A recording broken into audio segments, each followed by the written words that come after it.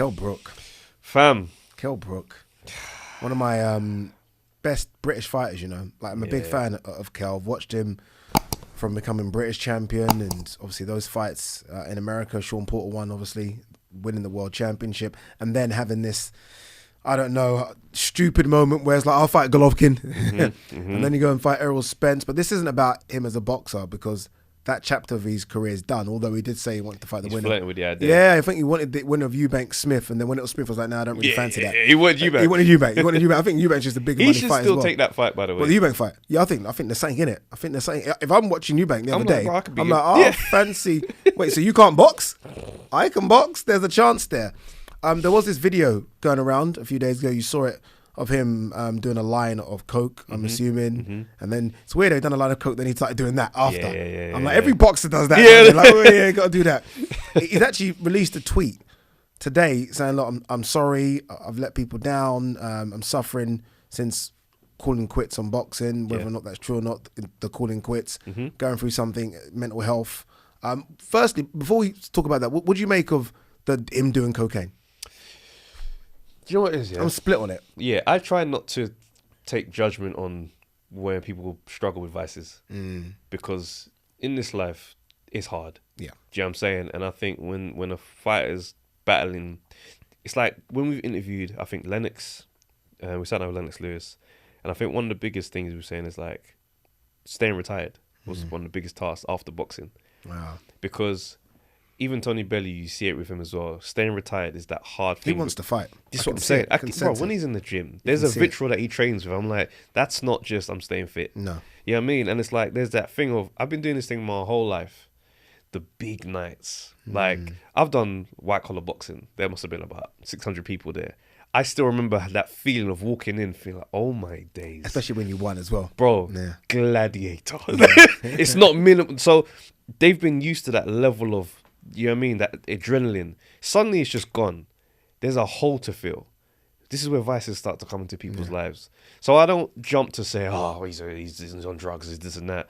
I look at that, I'm like, yeah, that post-retirement lifestyle, especially in the immediate aftermath of post-retirement. I think those first 12 to 18 months must be the hardest. Like, after that, you get used to it because you maybe start getting a bit of TV work. Because mentally, you know, okay, I'm not a fighter anymore. Yeah, that's right. Trainer comes, you might start managing a few fighters. But that period of when I want to still fight to maybe I'm not good enough to fight must be the hardest period ever. And back to the cocaine thing, look, I've never done drugs in my life, right? I got a bit of drink in here. Sometimes I like a little drink, but that's my vice. I don't do drugs. But I know people who do drugs. Yeah. And then, you know, it's weird because as a kid, I remember thinking, crackhead. Yeah. Anyone caught doing it, you go crack. Yeah, but now I know people who do drugs that are doctors, are lawyers, broadcasters. So, and they do it in the, comfort of their house. Nothing to do with me, doesn't harm me. It's cool. Right? It doesn't. I guess the thing disappointing to see with Kell is, I don't know who was with him. But if that's your kind of friends that you're hanging around with, then there's a bigger conversation about the people you're hanging around with. And if he says he wants to continue boxing, because he did say that last week, then that doesn't work. If you've retired, do you? I mean, I don't like to see it, but do you? But if you want to lace him up again, then you and cocaine or whatever drug it was, that's not happening. 100%. It's not happening. 100%.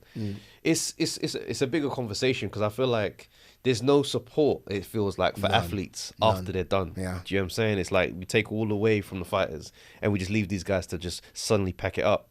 Do you know what I mean? So it's like... It's awful, you know. That's what I mean. You know, like in football, and look, you're a big basketball guy, I'm a big football guy. Even in basketball, you go from a starting five to a rotation player. So at least slowly but surely you see you're on the way out because... You know, in football, you go from starting 11, then you're on the subs bench, and then you're not in the squad. So you can see the phase out. Kell's gone from fighting in front of, I don't know, how many were at the AO Arena for Khan? Mate, I don't 15, even know. 25, I don't know what so he's gone from that, of the biggest highs, to, I'm not fighting anymore. Flat, regular So guy. There's nothing normal. Yeah. And a that lot of must guys be strange. Tend not to really plan what they're going to do after their careers. Do you know what I'm saying? Where it's like, I'm going to be a pundit. Am I going to get into coaching? Some people can't really manage the coaching thing because it's like, I've got to be around the environment. I've only ever been a fighter in this space. I can't switch that off. So it's like, it's one of the things where it's like, he does need support. Most athletes who retire need that support. But I don't know, man. I feel like we're going to see him in the ring again. I feel like it's the only safe place for him. It's almost a bit like Which is insane. It was crazy, isn't it? When you think it's probably the most dangerous sport there is. But I feel like, hate to put names to this, but I feel like that could be Tyson Fury. That could be a Billy Joe Saunders. You know, when you feel those kind of people that they need to be in the ring. The discipline. Yeah, that's the only way they're going to keep their discipline. Because if they don't, we've seen it, they can go off the rails a little bit. I think we all have seen it with Tyson Fury. But I think it's all boxers. I mean, you look at Floyd. Yeah. So this guy's made $1 billion.